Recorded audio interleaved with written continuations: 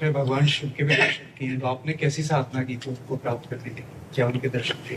यही साधना की थी। घाटों में पड़े रहते थे, तन मन प्राण समर्पित करके, एक भी श्वास व्यर्थ नहीं जाने देते थे। आज भी हमारे पास 1 रुपया नहीं, न जीवन में कभी लिया है, न जीवन में रखा है, न जीवन में रखेंगे। कभी ऐसे किसी से नहीं। जो आ जाता भोजन घाट में, कभी भरपेट भोजन नहीं मिलता था, कभी कोई इतना सतुआ, कभी एक बर्फी।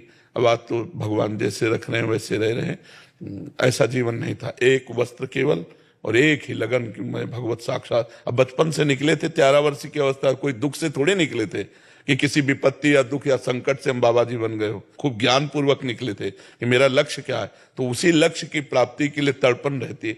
अब 13 से लेके 55-56 का शरीर होगा, इतनी आयु पूरी व्यतीत हुई है केवल भगवान में। एक भी दोस्त हमारा संसार में नहीं, तो दुश्मन कहां से हो जाएगा? जब दोस्त नहीं, दुश्मन कैसे? सब भगवत स्वरूप है, सबको हम प्यार करते हैं, लेकिन हम किसी से दोस्ती नहीं रखते। ममता नहीं, आसक्ति नहीं, दोस्ती नहीं, शत्रुता नहीं, सब में भगवत भाव रखते हैं। तो यही भाव वहां काशी के घाटों में, बस भिक्षुक रूप में जो हमें उदर पोषण के लिए कभी सतुआ मिल जाता, कभी बर्फी के 2 टुकड़े मिल जाते।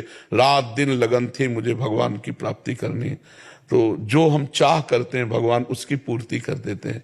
अब उन्होंने कृपा करके वृंदावन भेज दिया, प्रिया प्रीतम की उपासना में भेज दिया, और ये समाज को सेवा दिलानी थी, इसलिए उन्होंने ऐसा संयोग करा दिया। तो उन्हीं का सारा खेल है। भगवान शिव की ही कृपा से हमें जो कुछ प्राप्त है वो उन्हीं की कृपा से प्राप्त है। पर हमारा शिव जी के सिवा कोई था नहीं।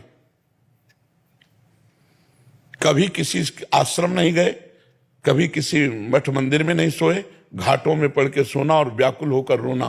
कैसे प्रभु मिलोगे आप? कैसे मिलो? बस हमें तो कुछ पता नहीं, आप कैसे मिलोगे?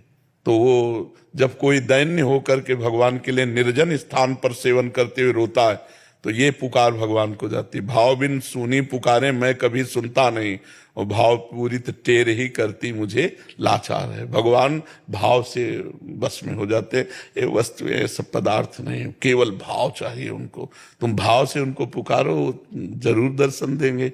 लेकिन कौन दर्शन चाहता है? ये सही में नहीं दर्शन चाहता।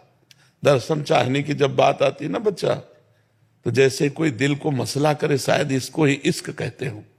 हर समय एक विशेष तड़पन, हर समय एक विशेष आहत, जैसे कोई आदमी होना, केवल एक ही बात, कब प्रभु मिलेंगे, कब मिलेंगे, कब मिलेंगे।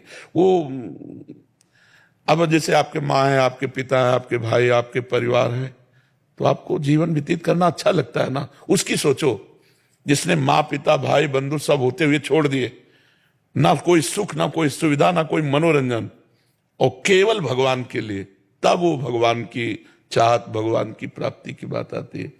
जब रुदु सुश्रम राजन कृष्ण दर्शन लालसा, तासा माविर्भूत छौरीष्ट मान मुखाम्बुजा, पीताम्बर धरासृग्वी साक्षात मनमथ मनमथा। जब भगवान के लिए रोना आ जाए, विकलता आ जाए, कैसे मिलोगे?